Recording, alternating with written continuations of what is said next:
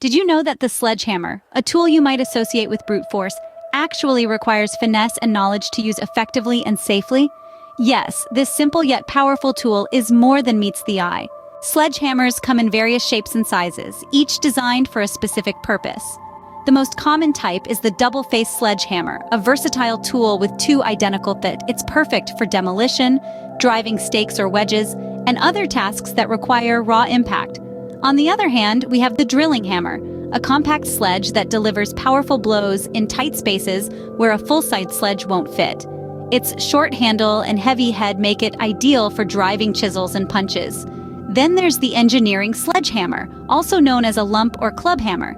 It's smaller than the double-faced sledge, but packs a punch. It's suitable for light demolition work, driving steel chisels and splitting bricks or masonry. But these tools, while handy, can be hazardous if not handled correctly. To use a sledgehammer safely, always wear safety glasses and sturdy gloves.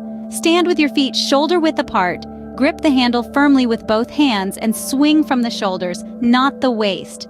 Avoid overswinging and let the weight of the hammer's head do most of the work. And remember, never use a sledgehammer if its handle is loose or cracked. Always inspect your sledgehammer before use. Look for cracks in the handle or head and make sure the head is securely attached to the handle. If you spot any damage, don't use the hammer until you've replaced or repaired it.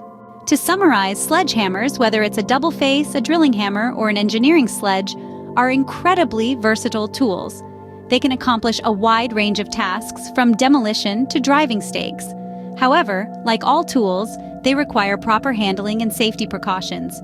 So the next time you pick up that sledgehammer, remember, it's not just about brute force.